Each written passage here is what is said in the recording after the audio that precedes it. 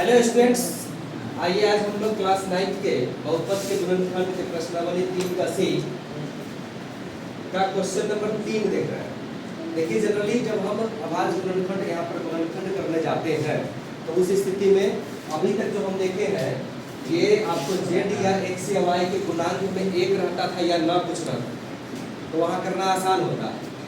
अभी थोड़ा सा इस क्वेश्चन में थोड़ा सा डिफिकल्ट हुआ है क्योंकि डिजिट बड़ा हो रहा है। डिजिट जब बड़ा हो रहा है, पहला और तीसरा का गुणनखंड का डिजिट बड़ा हो रहा है, उस स्थिति में हम क्या करें? तो उस स्थिति में उसको बनाने के लिए आपको कुछ काम करना पड़ेगा। तो सबसे पहले तो पहला गुणित तीसरा कीजिए, तो 30 और 15 -15 है, हम साइन ले लेते हैं। तो 15 दिया 45, 450 हो गया। क्योंकि 7 यहाँ छोटा अंक है, जिसकी वजह से इसको तोड़ करके बनाने में आपको दिक्कत होगा। तो क्या कर दीजिए कि पहला और तीसरा का गुणनखंड कर लीजिए, अभाज्य गुणनखंड। और 450 का अभाज्य गुणनखंड कीजिए, तो 2 से करेंगे तो कितना हो जाएगा? 2 दूना 4, 2 दूना 4 और 2 पंचे 10, 225। अब 2 से नहीं लगेगा, 2 2 4 5 9, जोड़ के 9 पुर रहा है, इसको तो 3 से लगेगा। इन अंकों का जोड़ यदि 9 पुर जाए, 9 3 के पहाड़ा में आता है ना जी, 9 न पुर जाए बल्कि 3 के पहाड़ा वाला कोई पुरेगा तो समझिए 3 से लग जाएगा। तो 2 2 4 5 4 9, 9 पुर रहा है, 9 3 के पहाड़ा में आता है, इसका मतलब 3 से लग जाएगा। ये स्टेप लगाइए। 3 7 21, 1 पर 5 15, 3 बचे 15। और 3 से लगेगा कि नहीं लगेगा? 7 5 12, 12 3 के पहाड़ा में आता है तो फिर लग जाएगा। 3 से 3 गुना 6 और 3 बचे 15। अब 3 से लगेगा कि नहीं लगेगा? 5 और 7, 7 3 के पहाड़ा में है, नहीं लगेगा। इसका मतलब किससे लगेगा? 5 से। यानी किससे किसमें भाग लगेगा ये भी थोड़ा सा हम आपको बता दिए हैं। अब देख लीजिए कि ये जो आपका खंड आ गया, इसी खंड को तोड़ेंगे तो इस खंड को अगर अलग अलग करके गुना करेंगे तो इतना फूट जाएगा। इसी में से हमको 7 भी पूरा लेना है, जोड़ के घटा के। तब क्या करना है कि इसको हम कैसे कैसे लिख सकते हैं?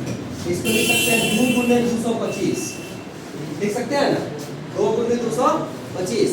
तो 2 और 225 का जोड़ घटा तो भी 7 पूरेगा। 2 और 225 का जोड़ घटा तो 7 पूरेगा? नहीं पूरेगा।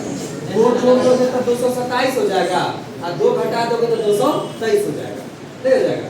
इसलिए ये नहीं चलेगा। अब लिख सकते हैं इस दोनों को 7 में 2 तिहाई 6, तो 6 गुने हम लिख सकते हैं इसको 75। 2 तिहाई 6, 6 गुने 75 करेंगे तब भी हमको 450 पूर जाएगा। तो क्या 6 और 75 का जोड़ घटा कभी 7 पूरेगा? नहीं पूरेगा, ये छोड़ देते हैं। अब 2 तिहाई 6 3 18, यहाँ तक चले ना 18। आई बच गया इधर कितना? 25। 18 गुने 25, आपको 18 गुने 25 450 पूरेगा।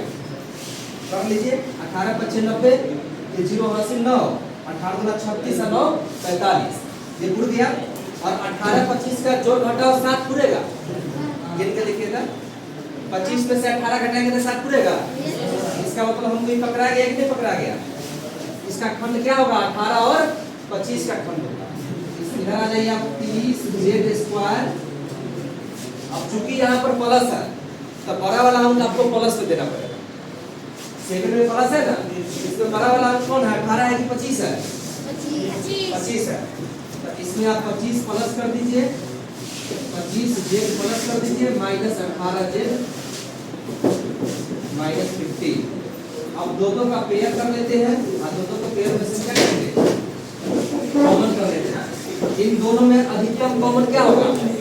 30 कॉमन ले सकते हैं, 10 ले सकते हैं, 5 ले सकते हैं, 5 ले सकते हैं। 5 से दोनों में भाग आ जाएगा, तो 5 है जेड दोनों जगह का जेड, तो 5 6 30, ये हो गया 25 माइनस। इसमें से क्या कॉमन हो सकता है? 3 के पारा में दोनों आएगा, 3 3 6 18 6 जेड और 3 बचे 15। देखिए माइनस कॉमन नहीं है तो माइनस से यहाँ क्या हो जाएगा? प्लस हो जाएगा। अब दोनों जगह सेम है, 6z प्लस 5 फिर से कॉमन ले लीजिए। इतना से ये 2 से कॉमन निकल के यहाँ आ गया और ये बच जाएगा यहाँ क्या? 5z -3 यही आपका आंसर